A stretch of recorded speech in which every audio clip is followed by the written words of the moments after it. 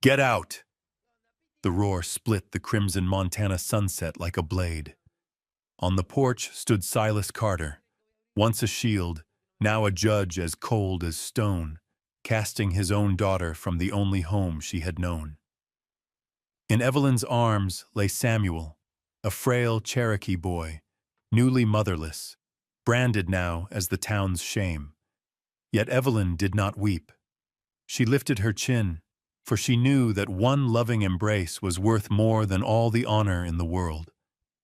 When the world turned its back, her choice became her strength. And from the dust, out rode Colt Harrington, the quiet cowboy, the first man to see in Evelyn not disgrace, but a mother brave enough to carve a home from the wild. The Montana sky burned a furious red, stretched wide across the endless prairie like a wound spilling across the horizon. The blazing sunset poured over the weathered porch of the house where Evelyn Carter had grown from a child into a woman.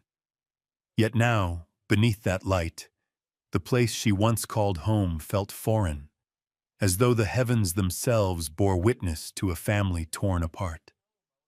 In Evelyn's arms lay a newborn child, swaddled in a threadbare blanket. Its frail breath trembled against her neck, a reminder that though the world had turned its back, this small life still clung on, still needed someone to hold it. She cradled the infant closer, as though clutching the last breath of her own. Her father, Silas Carter, loomed at the top of the porch steps. His shadow stretched across the cracked earth, mingling with the crimson sky until he seemed less a man and more a judge at a hanging. His eyes, once the wellspring of her pride and protection, now gleamed only with scorn and condemnation. His voice rang out, sharp as a blade. "No daughter of mine will raise the bastard of some Indian woman. Get out!" Each word struck Evelyn's chest like a hammer blow, knocking the air from her lungs. Never in her life had she defied her father. Since her mother's death, she had lived by his order, never missing a Sunday sermon, tending the sawmill work without complaint, guarding the family's honor as if it were sacred law. But now her heart no longer bowed to his decree. The child stirred weakly, releasing a faint whimper almost lost to the wind. Evelyn lowered her gaze, meeting the half-closed eyes, lashes trembling like reeds in the breeze. The baby was far too small, too fragile, to bear the cruelty of grown men. And in that instant, Evelyn knew she could not abandon him. "Father," her voice shook, though her eyes held steady. "The child is innocent. He needs someone to care for him." Silas's hands clenched behind his back, his shoulders rigid as timber posts. He did not answer, only turned his face aside as though even her gaze defiled him.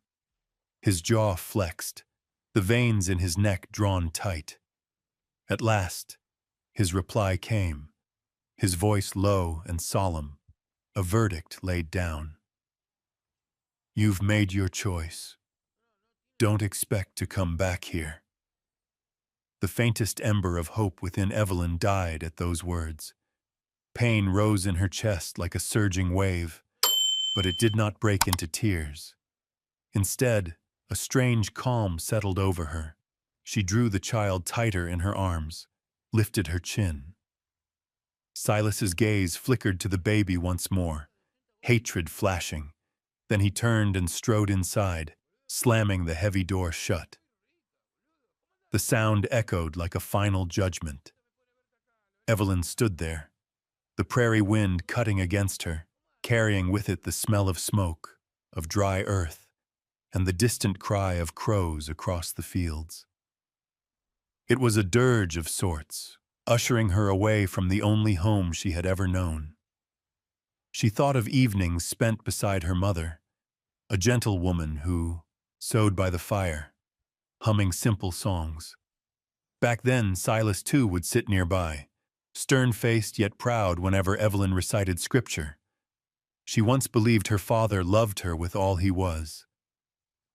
Now those memories lay shattered, replaced by the sight of a man willing to forsake his own flesh for the sake of pride. She stepped off the porch. Dust clung to her worn shoes at once. The coarse cloth bag on her shoulder dragged heavy, but it was nothing compared to the weight inside her chest. She walked on, though she knew not where, only that she could never return. The infant whimpered, a thin thread of sound in the vast silence. Evelyn soothed him, her heart clenched tight. His tiny hand reached out, brushing her neck, a fragile plea. Evelyn closed her eyes and swore a vow without words. I will not leave you, no matter what comes. The sun fell swift, stealing the light, leaving streaks of blood red stretched across the horizon. Darkness crept over the valley, swallowing the small town of Silver Creek.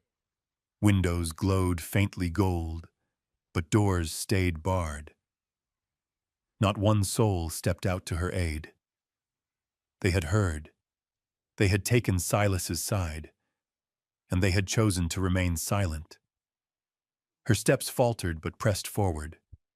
Her heart bled, yet within it burned a will she had never before known. The wind swept across the prairie, carrying the distant chime of a wind bell from some homestead far away. The sound rang like a farewell, bitter and unforgiving. Evelyn raised her eyes to the sky, where the last crimson streak lingered, a wound refusing to close. That night, upon the vast plain, a daughter cast out by her father stood 22 years old, an infant not her blood cradled against her chest, and within her a fire quietly flared to life, the fire of resolve, of love greater than judgment. She did not know how long the road ahead would be, nor how rugged. But she knew this, from this moment, her life was no longer the same, and in the cold bite of night, she pressed the child close, whispering into the dark, "We will go, Samuel. Though the world turns its back, we still have each other." 3 days earlier, as dusk fell over the Bitterroot Range, Evelyn had heard a faint sound at the porch. When she opened the door, she found a Cherokee woman collapsed on the steps, her dress torn and stiff with dried blood, her breath flickering like a dying ember. In her arms, she clutched a newborn boy, the cord not yet healed, his cries no more than broken gasps. Evelyn cried out for her father, Silas Carter, then knelt to lift the child. The mother opened her eyes one final time, clouded, yet pleading, and her lips trembled soundlessly. By the time the doctor arrived, the woman's breath had ceased, leaving only the frail infant writhing weakly in Evelyn's hands. They told Evelyn she was naive, that she ought not entangle herself with Indian folk. But the moment her hand rested on the baby's tiny chest, feeling that stuttering heartbeat, she knew she could not turn away. It was no longer a choice. It was instinct, the call of what others would name compassion. She gathered the child in her arms, whispering shaky words to soothe him. That night she did not sleep, cradling him through the long dark, humming the lullabies her mother once sang to her. His breath was fragile, his cries thin and piercing, yet with each sound Evelyn's resolve tightened. She would raise him, no matter the cost. By morning, word had swept through Silver Creek like wildfire. Few remembered the Cherokee woman's final moments, but all recalled seeing Evelyn carry the baby into her home. Whispers began in the saloon, drifted through the church, and spilled down the main street. It's her own child. She's hiding it, some declared. She's been with someone in secret. Now she lies, says she found it. others insisted. The gossip caught like dry tinder, devouring the honor Evelyn had carefully built. In the span of a day, the young woman once respected, who taught children their letters on Sunday evenings, had become a scandal, a source of shame. The next morning, when Evelyn carried the boy to the well, a neighbor woman, once her mother's friend, drew shut the window and pulled the curtain. By evening, when she stepped into the bakery for flour, the shopkeeper set the sack down without a word, no greeting, no warmth. Cold eyes followed her everywhere, not for what was spoken, but for what was left unsaid. At home, Silas Carter's fury thundered. He slammed his hand on the table, face red with rage. "The honor of this family is worth more than anything. You bring that into my house, you shame yourself beyond repair. Evelyn, you'll pay dearly for this folly." But Evelyn did not release the child.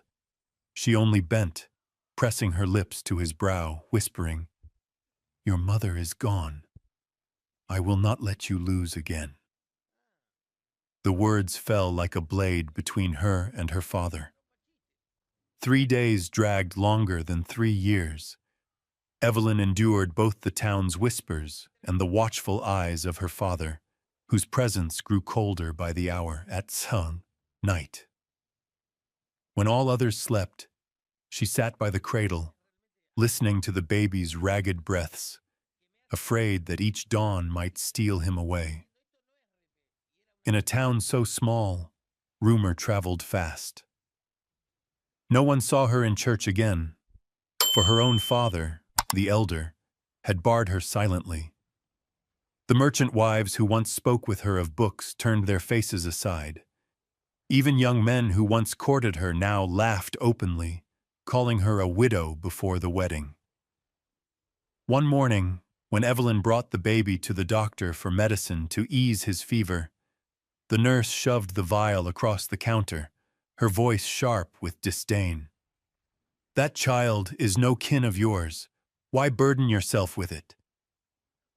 Evelyn answered only with silence, carrying him out. But inside, her heart split raw. The price of compassion stood plain. Contempt, exile, abandonment, even her own father's rejection. Evelyn had lost her home, her safety, her good name. But in her arms, life stirred, a soul too innocent to be forsaken. And amid the storm of scorn, she felt something greater taking shape, a strength she had never known. That afternoon, as golden light spilled across the main street, Evelyn passed a group of women washing clothes by the creek. They paused, looked, and smirked. One muttered, "Maybe she's no different from its mother." The remark cut short when Evelyn lifted her head. Though her eyes brimmed with tears, they gleamed with steel. She did not reply. The way she tightened her hold on the child was answer enough. That night, lying on the old wooden bed, she heard her father's heavy steps pacing the porch, each one the tread of a jailer. She knew the day he would drive her out was close. And strangely, she did not tremble, for she had come to understand. Better to be branded in shame while keeping her humanity than to live sheltered in the hollow shell of false honor. The child nestled closer, breathing softly against her. Evelyn brushed a hand over his dark hair, whispering like a vow, "Though no one wants you, I do. Though no one chooses you, I choose you. And though I may lose everything, I will not lose you." Beyond the walls, the night sky burned with countless stars, cold, distant, unfeeling. Yet within Evelyn's arms, there glowed a small fire, enough to warm a heart cast out by the whole world. The days dragged heavy as stone. Since the moment Silas had slammed the wooden door shut, Evelyn lived like a shadow adrift in town. No one called her name anymore. Only murmurs trailed at her back. Each step she took with Samuel down the dust-choked main road drew cold stares. Doors closed as she passed. Whispers snuffed out mid-breath, leaving their bitter aftertaste in the wind. She tried Mrs. Gertrude's boarding house, once a refuge for weary travelers. But when Evelyn arrived with Samuel in her arms, Gertrude only shook her head. "Your father came by," she said softly, eyes cast to the ground. "He threatened to cut off lumber from the mill if I took you in." Evelyn stood for a long moment, chest tight, then simply nodded and turned away. She sought out distant kin, clinging to the hope that blood might stir mercy. But from the porch she heard the whisper, "Take her in and you invite ruin." The door stayed bolted. The small world of Silver Creek, where Evelyn had grown, had become a cage of iron. No way out. No hands open. That evening, she stopped at the general store to buy goat's milk. As she lingered, Samuel whimpered hoarsely in hunger. From the back stepped Mrs. Mallory. Past 50, widowed many years, round of figure, her sleeves always carrying the scent of flour and soap. Her gaze settled on the infant in Evelyn's arms, and where others held scorn, her eyes carried only weary kindness. "Child," she murmured, pulling Evelyn into a quiet corner. "I've heard it all, what your father's done. No one dares say it aloud, but few reckon it's right." Evelyn bit her lip, voice caught. "I don't need their understanding. I just need a place where he'll be safe." Mrs. Mallory glanced about to be sure no one was listening, then bent close. "There's an old shack by the wood's edge on my sister's land. Been empty for years. It ain't much, but it has a roof, a well, and no one watching. Go tonight, before your father thinks of worse. I'll set a few things aside for you." Evelyn froze, every vein in her heart suddenly alight. In the darkness, those words were a lantern, dim but enough to show a path. She faltered, tears burning her throat. "I'll owe you my life." "Owe me nothing." Mrs. Mallory waved it off, her tone brisk though her eyes shone wet. "That baby needs warmth, and a girl like you needs ground to stand on. If the town turns its back, you'll have to find ground elsewhere." Evelyn pressed Samuel closer. The boy slept deep, his tiny fist curled tight around the fabric of her dress. Looking at him, courage welled in her veins. Fear fell away, leaving only a single need, to keep this child alive. Night fell thick with cloud, moonlight smothered. The general store shuttered earlier than usual. Behind its back door, Mrs. Mallory waited, holding a heavy sack, dry bread, a small jar of honey, a few packets of cornmeal, rolls of cloth. She added a woolen blanket, worn thin yet clean. "Take it. Nights will turn colder. And don't come back to town for a spell. Let the storm die down." Evelyn nodded, tears threatening to fall. For a fleeting instant, she felt her mother near, as though sending Mrs. Mallory to steady her. Together they slipped out the back. Samuel stirred faintly in sleep, his breath steadier in her warmth. The night wind swept dry grass and carried the call of owls from the woods. Evelyn lifted her gaze toward the dark ridge of pines where the shack lay. The road was not far, yet long enough to sever the last tie to town. Mrs. Mallory set her hand on Evelyn's shoulder, gave a firm squeeze. "Go now, girl. Don't waste breath on doors already closed. The new road may be hard, but at least it'll be yours."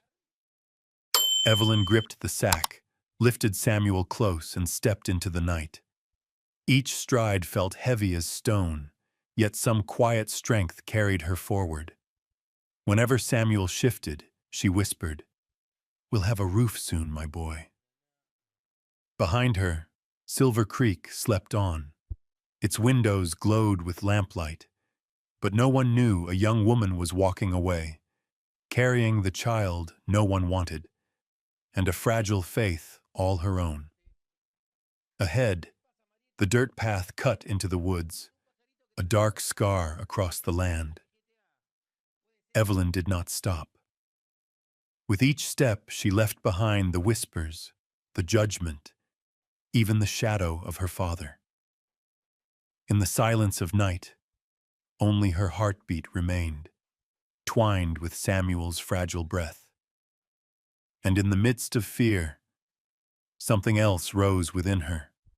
Hope, small as a spark, yet enough to guide them through the first night of their new journey. The cabin crouched in the shadows of tall pines, its roof blotched with leaks as if it had borne the weight of 100 winters. Evelyn Carter pushed open the groaning door. The stench of rotting timber and cold ashes spilled out, making her shiver. Yet inside, at least there was shelter. 4 walls, a battered table, and a stove scarred with use. In the harsh wilds of Montana, such things felt near a miracle. The child stirred in her arms, dark eyes fluttering open as if to ask whether this might be a place to rest. Evelyn laid him gently upon the sagging bed, its quilt thick with dust, and spread her own scarf beneath him. She whispered the name she had just chosen, Samuel. One word, soft but binding, like stitching a broken thread. It was the name of her younger brother, lost at 14 in a logging accident. In Samuel, she reclaimed a shadow of the boy she had loved, and for herself she found a reason to keep breathing. By dawn, when pale light spilled through the gaps, Evelyn set to work. The cabin, though decayed, still held a stubborn strength. She swept away leaves and cobwebs, stoked a fire in the stove. White smoke curled upward, a signal of beginning. A few old hens clucked in the yard as if protesting her intrusion. At the well, the water was icy but clear, enough to wash Samuel, enough to make her first thin pot of soup. While stacking wood beside the hearth, Evelyn noticed a gap in the bricks. Something urged her to pry them loose. Inside lay a moldy bundle of cloth. She opened it and froze. A rusted revolver, heavy in her hand, a few Mexican coins, and a scrap of yellowed paper. Scrawled in a hurried hand were the words, "Return to Harrington, debt unpaid." Her heart thundered. Harrington. The name was no stranger. One of the richest, most ruthless clans around Helena, known for mining, for smuggling liquor, for debts that were never settled in coin alone. Such debts were paid in blood. Evelyn dropped the gun, her hand trembling. The cabin was no random refuge. It had been a hideout once, perhaps for a fugitive who never returned. And now she, a woman cast out by her town, had stumbled into a place haunted by a debt that still lingered. That afternoon, with Samuel asleep, Evelyn sat at the window, watching the forest sway. The wind carried a distant howl. Fear coiled within her, but so too did a strange sense that fate had drawn her here, into some circle she could not escape. Returning to town was unthinkable. Only curses, locked doors, and her father's condemning eyes awaited there. Her only road lay here, clinging to this cabin, whatever shadows it might hold. For 3 days, she learned to survive. She lit fires for warmth, boiled eggs from the old hens, gathered berries along the tree line. Samuel cried deep into the night, but his cries kept the silence from devouring her. In that emptiness, the sound of a child tethered her to life. Then one noon, as she stacked wood, a stranger appeared in the yard. Tall, wrapped in a dust-stained coat, hat brim shadowing his face. He halted, staring at the smoke curling from her chimney. Evelyn's pulse raced. She clutched Samuel close, fingers inching toward the place where the revolver lay hidden. The man did not enter. He only gave the faintest curl of a smile, then turned and walked away, leaving boot prints deep in the damp earth. That night, Evelyn could not sleep. She knew the cabin's secret could not stay buried, and if the debt tied to Harrington blood, someone would surely return. In her fitful dreams, she saw again the Cherokee woman, chest bloodied, pressing the infant into her arms, whispering, "Protect him. He carries the curse and the hope." Evelyn jolted awake, drenched in sweat. Curse, or only her mind weaving shadows of fear. At dawn, she went to draw water. Carved into the well's stone rim was a single letter, H, cut deep, cut fresh. Evelyn stood still, heart stinging. Someone had found her. Someone wanted her to remember the Harrington debt was not yet done. And yet, beneath her fear, a new fire stirred. For the first time in her life, she felt she could no longer live as the preacher's obedient daughter. She had chosen the child. Now she must choose her own strength. If this cabin carried a bloody past, then she would write the next chapter, not to settle another man's debt, but to survive with Samuel. She cleaned the revolver, slid in the bullets, though her hands trembled. Firelight flickered across her face, catching the steel in her eyes. Outside, Montana stretched wild and merciless. But within the cabin, there was a mother, a child, and a secret yet unsettled. That long night, with the wind screaming through the cracks, Evelyn understood. The price of compassion did not end with rejection. It had only just begun. The first night in the cabin at the forest's edge was unlike any night Evelyn had ever known. Montana dropped a heavy shroud of mist, wrapping the tall pines in ghostly white, leaving the little shack stranded as if afloat in a sea of fog. Wind shrieked through the cracks in the timber walls, fanning the small fire in the old stove and casting shifting shadows that crept along the walls. Samuel cried without pause. His voice was weak but relentless, cutting through the silence of the wilderness. His small body burned with fever, skin flushed crimson. Evelyn held him close in trembling arms, rocking, weeping, sometimes pressing her forehead to his, begging silently for a miracle. Her tears dampened the fine down of his hair. No medicine, no one to ask. Only despair. Yet in the heart of that despair, Evelyn told herself, "You are a blessing, not a burden." The words slipped from her lips like a prayer. They became the cord that held her upright, that kept her from collapsing beneath the weight of the night. She shed her coat, wrapping it tighter around Samuel, then pressed him to her chest for warmth. His hot breath soaked her skin, every ragged sigh reminding her that his life rested in her hands. Evelyn remembered the moment 3 days before, when that tiny hand stirred inside a torn blanket and she laid her palm upon his chest to feel the stuttering beat. That frail rhythm had become her reason to live. Outside, an owl swept low across the roof, its hoarse call echoing like an omen. Evelyn shivered, but did not loosen her hold. In the wavering glow, her eyes shone with something new, resolve. The hours dragged, each one as long as a lifetime. Whenever Samuel's cries rose sharper, Evelyn sang softly, the lullabies her mother once sang over her crib. Her voice quavered, broken at times by sobs, but it carried on, steady as she could make it. Strangely, the trembling songs worked. The boy drifted in and out of restless sleep, breath still labored, but calmer. Toward dawn, when moonlight spilled silver through the door's broken seam, Samuel's fever broke.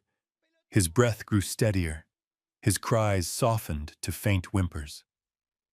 Evelyn pressed her lips to his brow and felt the sheen of sweat where fire had burned before. Relief washed over her, leaving her weak and trembling. In that moment, she saw the true cost of compassion, rejection, loneliness, torment through nights that felt endless. But she also understood she held in her arms something greater than every whispered curse, life itself. As dawn neared, Evelyn leaned against the wall, Samuel curled in her arms. Exhaustion weighed on her, but she dared not close her eyes. The fire had sunk to embers, glowing like watchful eyes. Half dreaming, her mind returned to the scrap of paper she had found behind the hearth. Return to Harrington. Debt unpaid. The words spun in her thoughts. Who was Harrington? What debt bound this cabin? And would it drag peril to her door? A sudden gust slammed the Hawson, rickety door open. Evelyn clutched Samuel tighter, heart racing. But outside there was only the forest and the cold, indifferent moon. Still, she felt it deep within her. This peace was only borrowed. The secrets buried in the cabin would not stay hidden for long.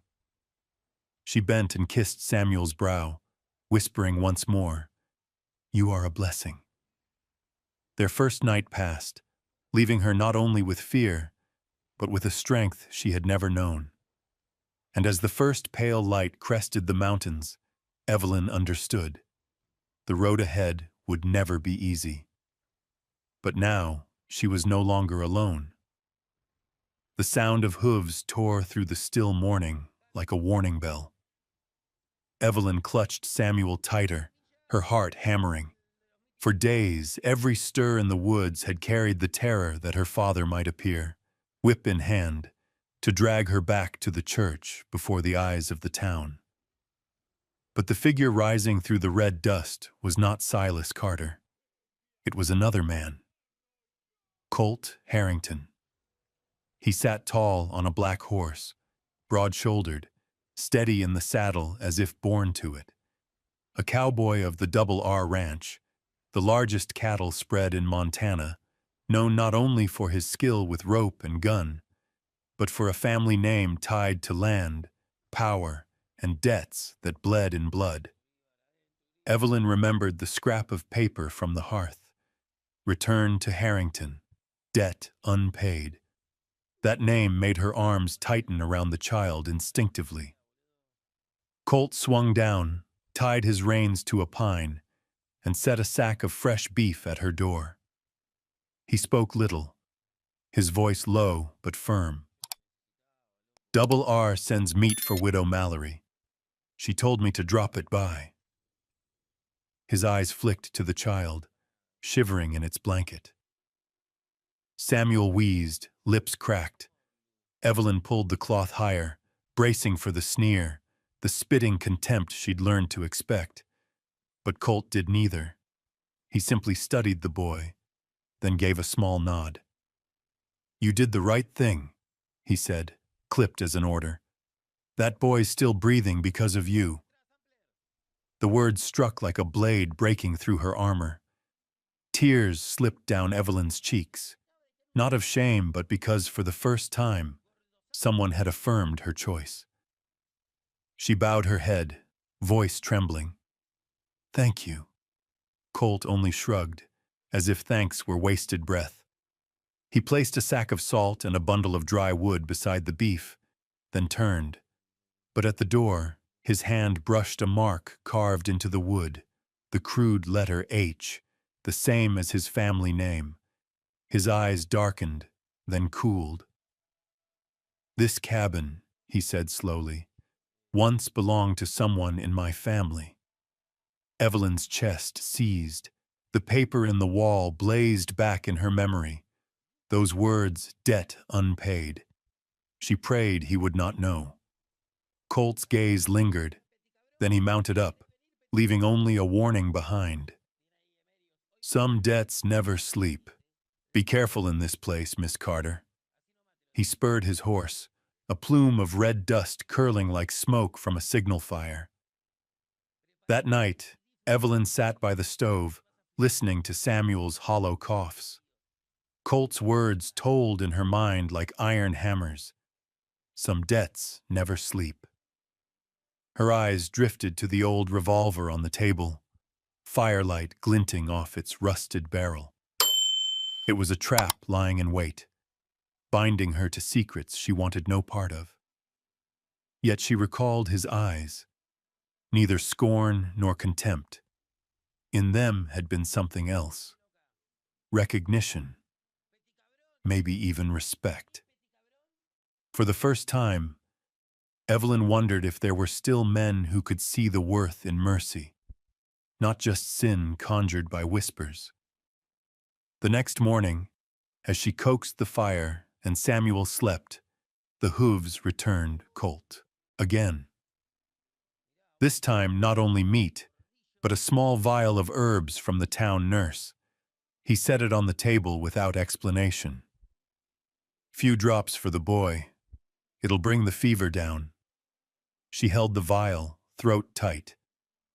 Why help me?"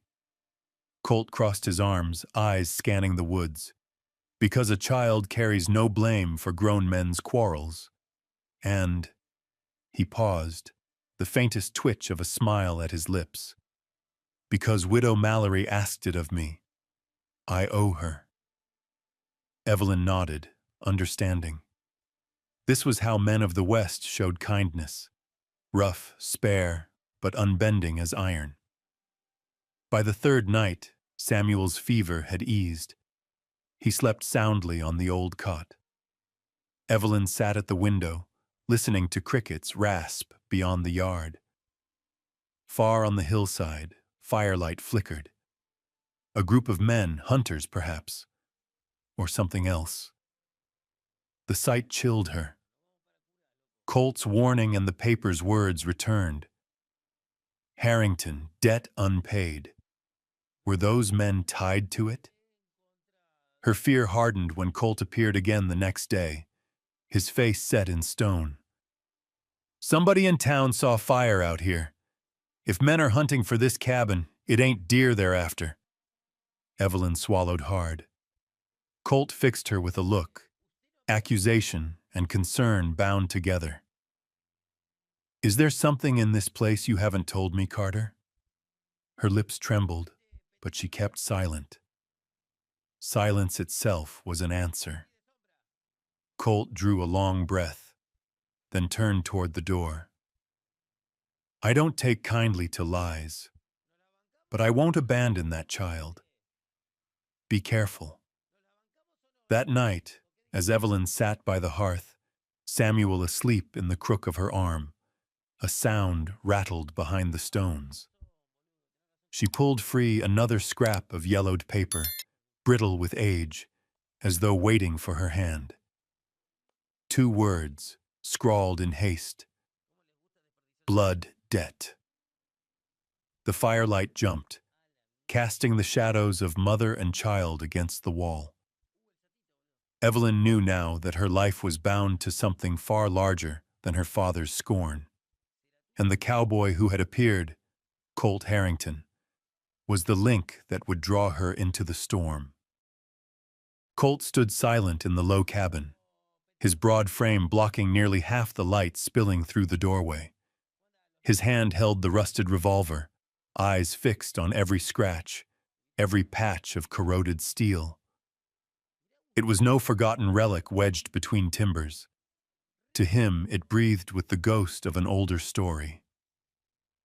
Evelyn tightened Samuel against her chest. She had never seen Colt's face change like this.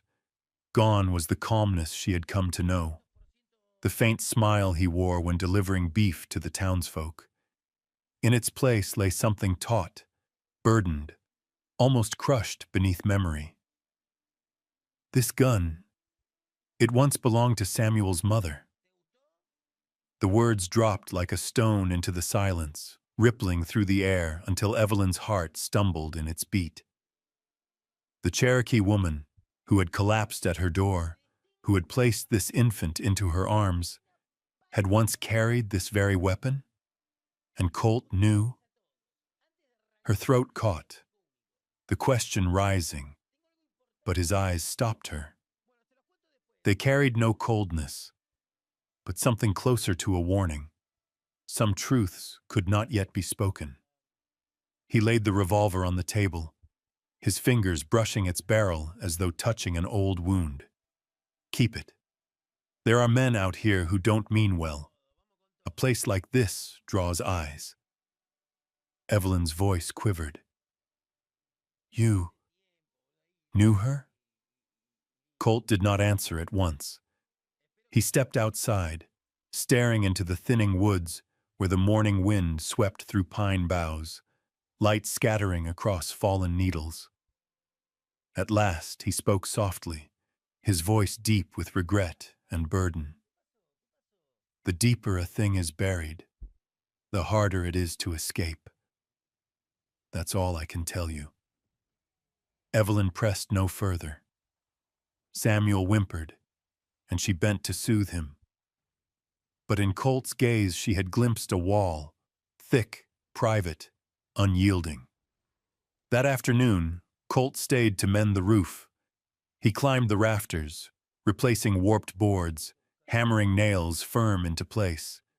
The steady thud of his work echoed through the trees, mingling with the clucks of the hens in the yard. Evelyn carried Samuel outside, rocking him while she watched.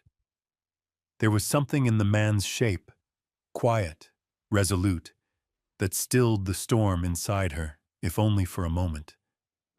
When the roof was sound again, Colt sat on the porch, pulling off his gloves, striking a match for a cigarette.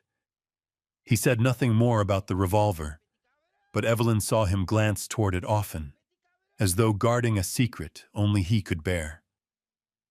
That night, Evelyn did not sleep. Samuel lay in a makeshift cradle, and she sat by the table where the gun rested in silence. The oil lamp flickered against the old scrap of paper. Return to Harrington. Debt unpaid. Harrington. Colt's name. Her fingers trembled as she traced the scrawled letters. Did Colt know of this? Was the revolver, the debt, and the child in her arms tangled in one knot too tight to ever loosen? Outside, the wind rattled across the newly fixed roof, its moan like a dirge through the night. Evelyn closed her eyes, whispering the vow she had once spoken over Samuel. You are a blessing, not a burden. But this time her voice shook. By morning, Colt returned. He brought a sack of cornmeal, strips of smoked meat, a packet of coffee. He set them on the table, looked at Samuel and said, "The boy needs strength. So do you. Don't refuse." Evelyn nodded, gratitude choking her. But as Colt turned to leave, the question burst from her lips. Why does that gun matter to you so much? Colt paused. The silence stretched so long Evelyn could hear her own heartbeat thudding in her chest. At last he answered, low, grave, because it once saved a life, and it once took a life. Then he walked out, leaving behind un palms and air calm, too heavy to breathe. Days fell into rhythm. The cabin at the forest's edge became a home of sorts. Samuel grew stronger, his eyes brighter each time they found hers. Evelyn learned to tend chickens, to stoke the fire, to plant a row of potatoes. Yet at night, her gaze strayed always to the revolver on the shelf. The pieces did not yet fit, but all of them turned around one axis. Colt Harrington. One late afternoon, as sunlight drained from the pines, Evelyn carried water from the well. Dust rose thick from the road. A group of riders approached, faces worn, eyes sharp, her chest locked. Colt appeared moments later, as though he had known. He stood on the porch, hand dropping instinctively to his belt where his pistol rested. The riders drew up, their gazes sweeping the cabin, then Evelyn, then stopping on Samuel. Their look chilled her to the marrow. Colt stepped forward, voice steady as iron. "There's nothing here for you. Turn your horses." The men laughed low, but after a few curt words, they wheeled away. Evelyn shook, but when she looked at Colt, tall, his shadow stretching long across the dirt, she knew that whatever shadows haunted his past, in this moment he stood between her and danger. That night, Evelyn held Samuel close, staring at the revolver gleaming in the moonlight. She understood then. It was no mere relic of a debt. It was a chain, invisible, binding her, the child, and Colt, together, in ways she dared not yet name. Spring came slow but sure to Wyoming. The last drifts melted, bearing grass so green and tender it seemed winter had never passed. Along the road to Double R Ranch, wagons rattled, horsemen gathered, the whole valley astir. Word of the spring ball had spread through town, the grandest event of the year. Evelyn never imagined she would be asked. An outcast, a branded shame. A woman shut out of her own community, what place could she have at such a gathering? But then Colt appeared, standing in the doorway of her small cabin, setting before her a bundle of wildflowers still jeweled with morning dew. He spoke little, only tipped his hat and said, "If you'll allow, come with me to the ball." Evelyn stood stunned. Samuel slept in the cradle Colt himself had helped fashion from scraps of wood. She looked from her child to the tall cowboy at her door. The heart she thought frozen since the town turned against her stirred like a thawing stream. After a breath of hesitation, she nodded. On the night of the ball, the wide yard of Double R Ranch blazed like a hilltop fire. Lanterns hung high, white and yellow ribbons whipped in the spring wind. The fiddle sang with the drum, boots stamped on timber floors until the sound echoed across the valley. The air smelled of roasted meat, cornbread, whiskey, warmth Evelyn had thought forever lost. Colt came to her side, hand outstretched. "Come on," he said.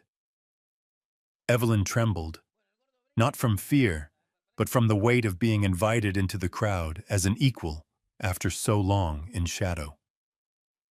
Eyes turned, whispers stirred, but Colt's grip was firm, telling her wordlessly that none of it mattered. They danced. At first, Evelyn faltered, her steps unsure, but Colt guided with steady ease, each turn, each step leading her away from judgment into laughter. His laugh rang low and clear, not loud, but strong enough to scatter years of loneliness inside her. To her surprise, she was laughing too, a true sound, not the thin smile she once wore to hide her tears. In the whirl of music, her mind flickered to the past.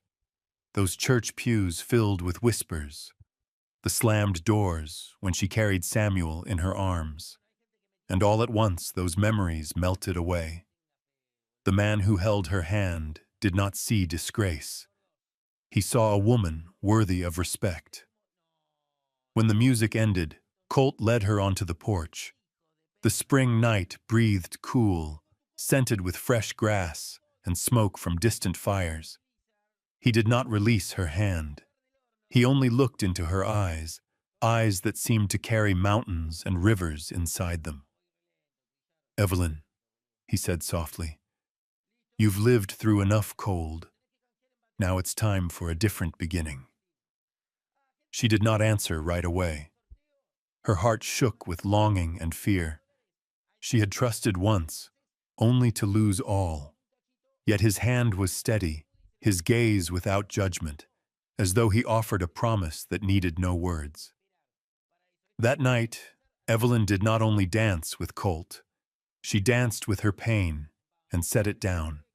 In the music, in the strength of his arms, she glimpsed a future, not yet clear, but brighter than anything she had dared to dream. When the ball ended and couples drifted home, Evelyn and Colt remained beneath the moon. Samuel slept peacefully in Mrs. Mallory's arms. She had brought him so Evelyn might be free for one evening. That sight, the child safe, the woman holding his hand, the cowboy standing at her side, etched itself in Evelyn's heart as a turning point. The spring night had given more than a dance. It had given Evelyn the faith that even in a world ruled by prejudice, there was still room for kindness, still space for recognition. And sometimes, the deepest wounds were not endings at all, but the very beginning of a love that was real. The music spun warm beneath the glow of oil lamps, until suddenly it faltered, as though a strange wind had snuffed the flame. Heavy boots struck the wooden floor, each step dragging a rasp that pulled silence down over the crowd. Evelyn turned, and her heart stopped.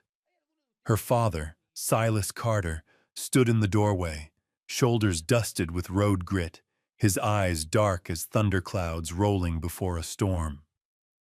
Smiles died. The violin screeched into silence. People parted quickly to either side, clearing a path, as if afraid to meet the stern weight of his gaze. Evelyn trembled, her hand clutching Colt's without thought. She knew that look. She had lived her childhood bowed beneath it.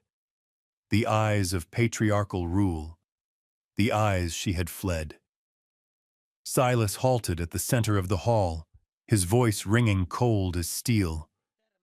"Evelyn, come home, now. And that child goes to the orphanage. He has no place here." The hall froze. No one breathed too loud. Evelyn's knees weakened, the fragile dream of happiness, just one dance beneath the lanterns, shattered in a breath. Samuel, cradled in Maria's arms near the corner, looked about wide-eyed, sensing the storm even in his innocence. Evelyn tried to speak, but her throat locked. The words broke apart before they formed. Then Colt stepped forward. He set one strong hand on her shoulder, small in motion. But to Evelyn, it was a shield between her and the world. His voice carried low and steady, but unyielding. "She's not going anywhere. We are engaged." The words cracked like thunder, not only to Silas, but to every ear in the hall. Evelyn's breath caught. Engaged? Colt had thrown a wall around her with a single sentence. Half-truth, lifeline, perhaps both. Was it pity? Protection? Or something else that had been growing quietly between them? She could not tell. All she knew was that she clung to his words like a drowning soul to driftwood. Whispers surged. Women hid their mouths. Men scowled. Children stared wide-eyed. The air thickened, ready to snap. Silas's fists clenched, veins swelling against his skin. His glare bored into Colt as though to devour him. "A low-born cowhand thinks he can steal my daughter?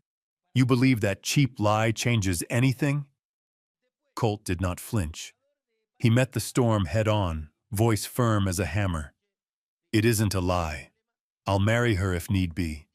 But tonight, you won't touch her, or the child." Evelyn's chest tightened. Each word fell like nails into the floor, final, irreversible. Gratitude and fear tangled within her, rising as one. The hall had become kindling, waiting only for a spark, and the spark came from a stranger who stepped forward from the back.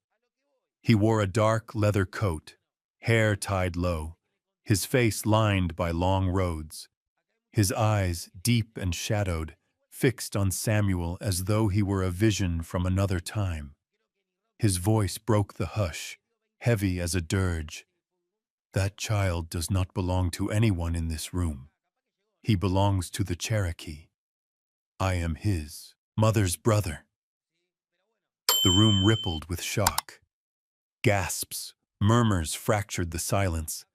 Evelyn froze, her soul reaching instinctively for Samuel, though the boy remained across the room.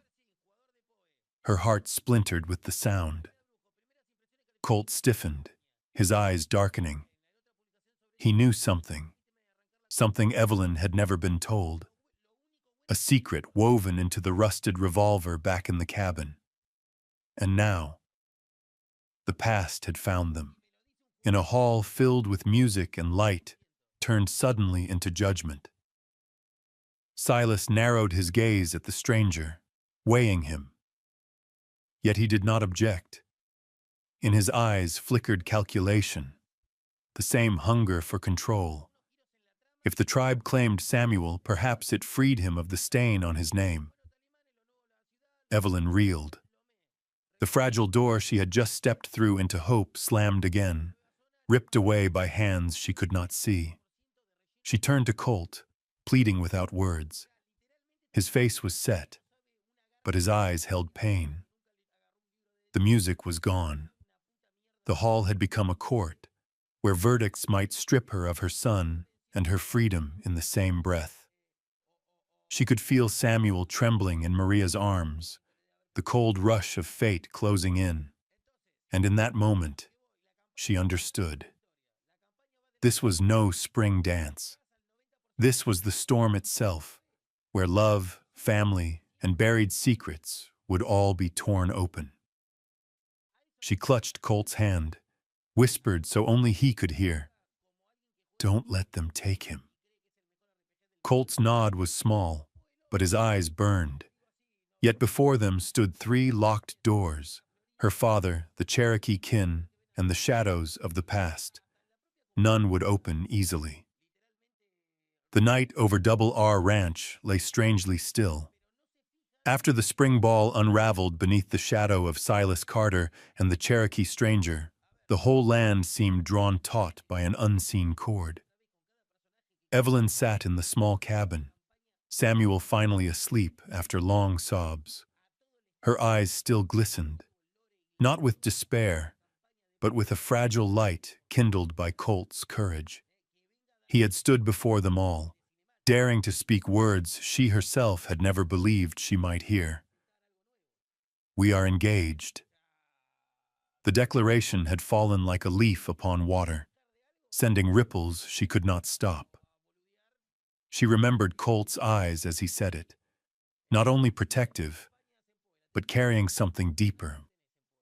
That night, when the guests were gone and the valley lay under wind and shadow, Colt came. He did not knock. He stood beyond the old fence, the sound of his boots soft on the earth. Evelyn stepped out, her heart tightening at the sight of him in moonlight. Steady, solitary, and yet somehow fragile too. "Evelyn." His voice was low, roughened. "I'm sorry for pulling you into the storm tonight. I only wanted to shield you. And Samuel." She bit her lip, hands clutching the hem of her thin coat. "You didn't have to. You owe me nothing." Colt stepped closer, eyes never leaving hers. "I didn't lie." that talk of engagement. It wasn't only for show before your father or the tribe. It's something I've carried for a long time, though I hadn't the nerve to say it. Evelyn stilled. In his gaze, she saw a truth so raw it shook her. Then Colt reached into his coat and drew out a small, worn box. Inside lay a silver ring set with a pale pearl. Moonlight touched its surface, soft and proud. "This was my mother's," Colt said quietly, his voice mingling with the wind. "She gave it to me with one charge, that I place it only on the hand of the woman I'd give my life to.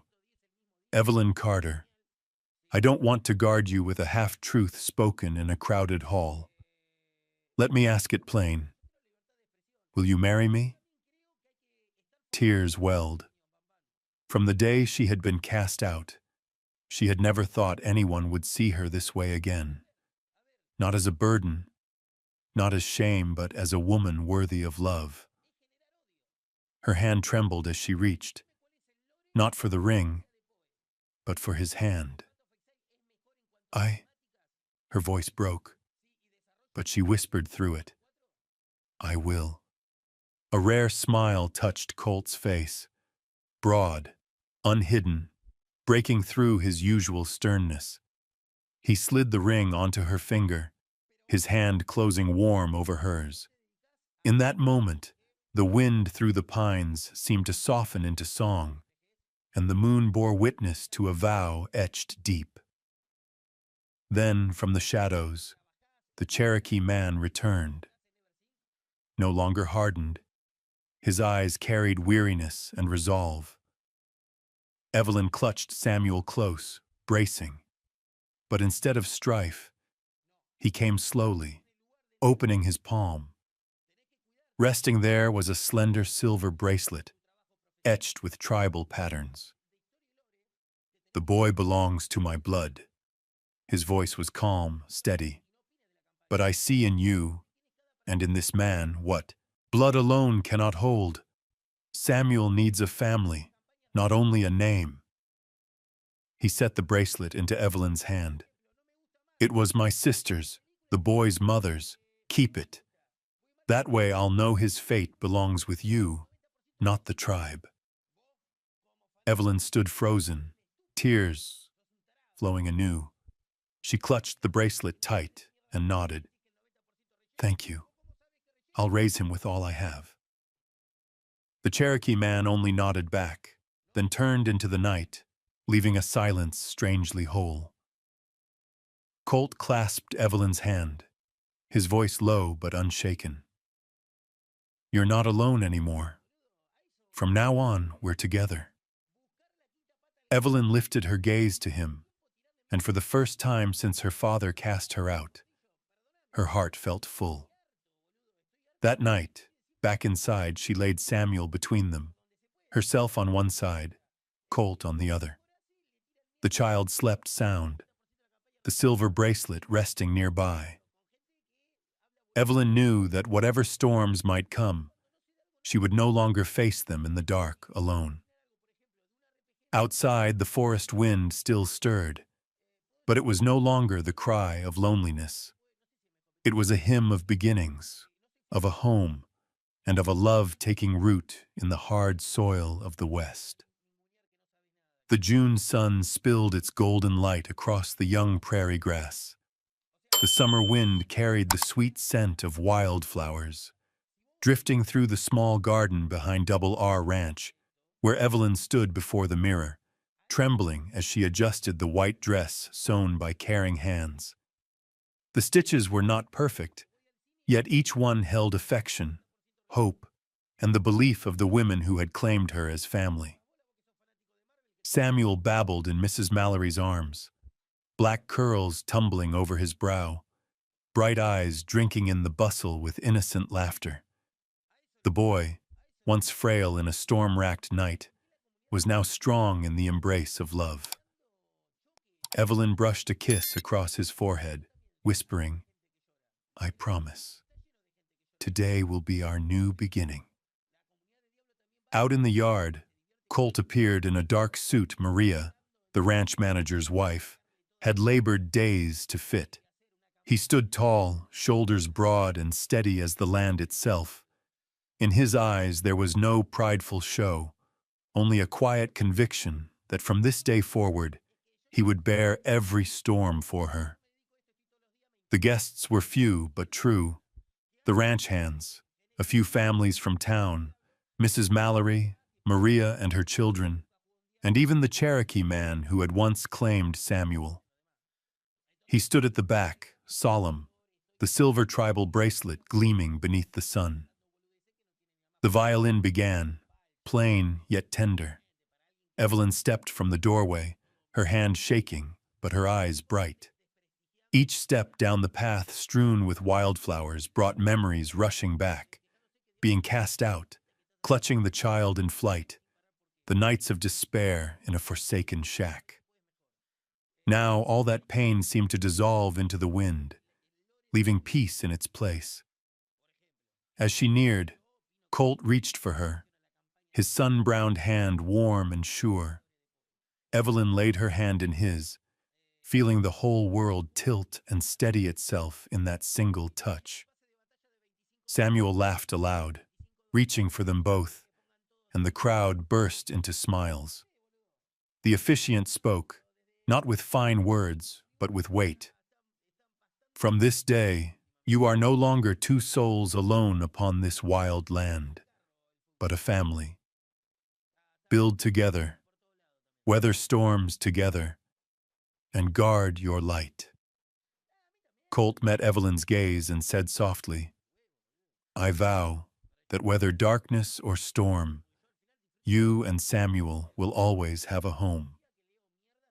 Tears blurred her sight as she answered, her voice breaking. And I vow never again to let my heart turn away. Applause rose.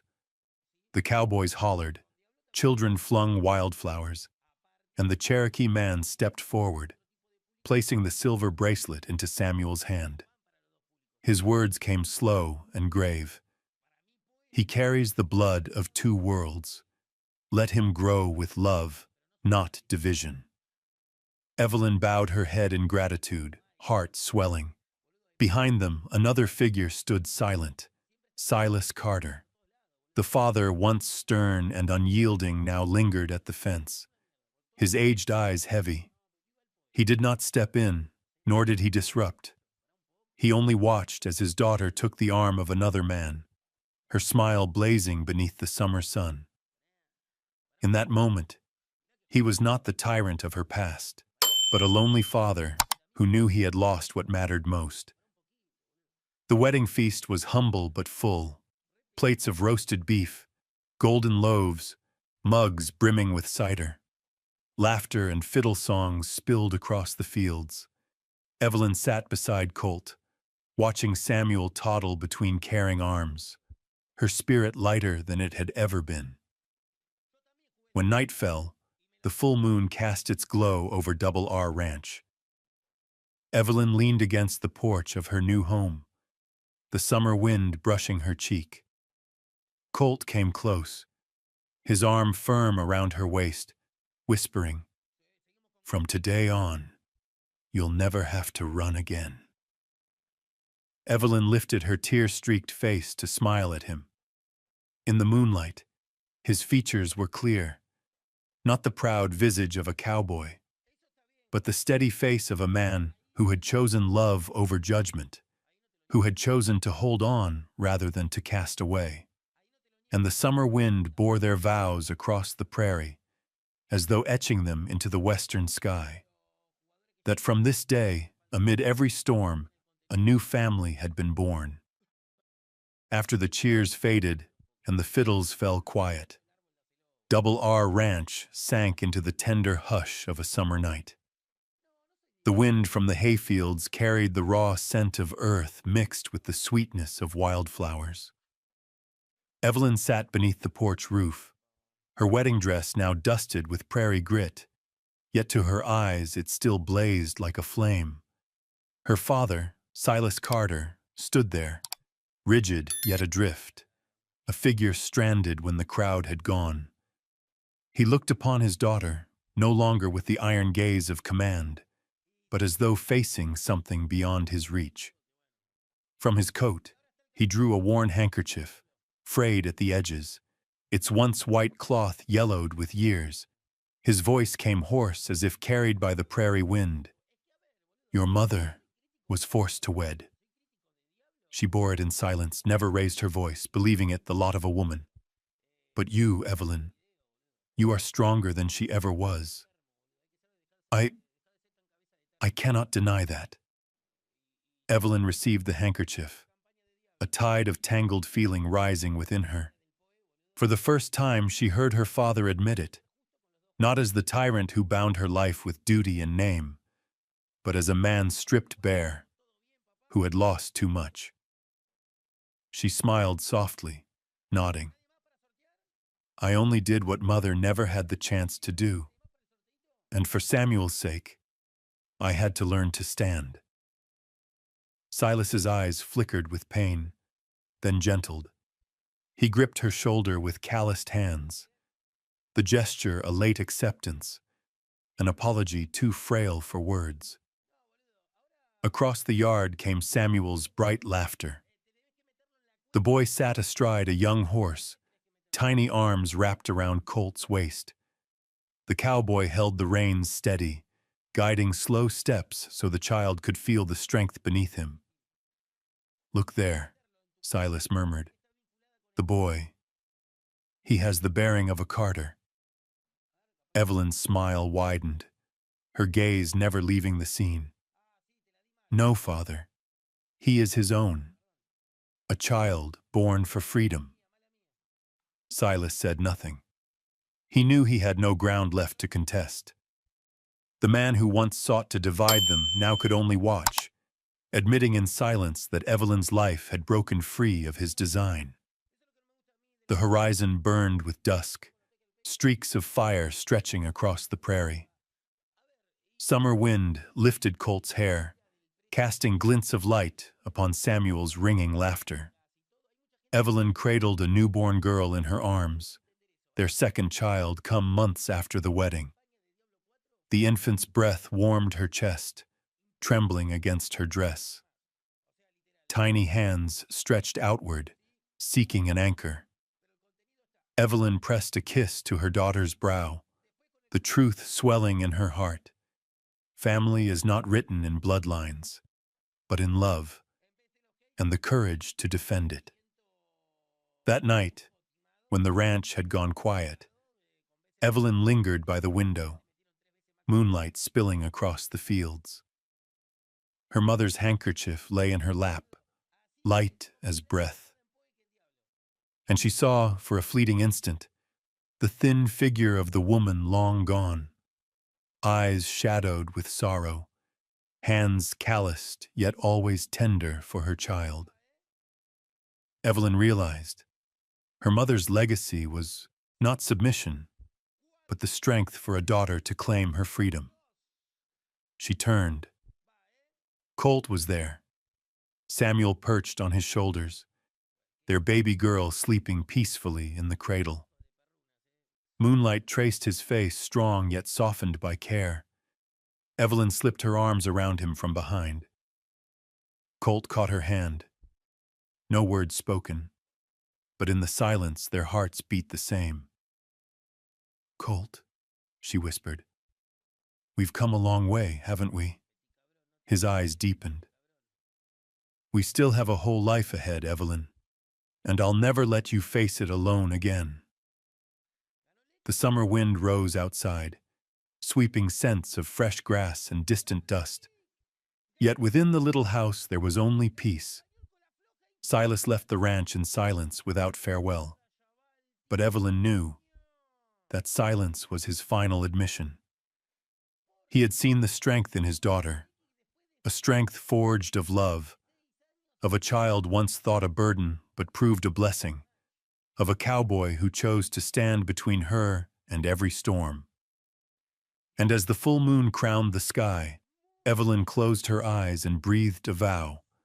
This family would endure, would love, would survive, not for honor or blood, but for the belief that destiny holds meaning only when you seize it with your own two hands. Perhaps in truth, each of us carries a Samuel in our lives, a fragile gift we once chose to hold fast, despite storms and judgment. And it is in that moment of choice that the rest of our lives is written. If this tale stirs a memory or a belief in you, share your thoughts. Have you witnessed a love that stood unbroken against prejudice? Have you discovered that the truest strength of family lies not in name, but in heart? Don't forget to like, subscribe, and comment so the fire of these Wild West love echoes may burn on, a reminder that love and courage never grow old.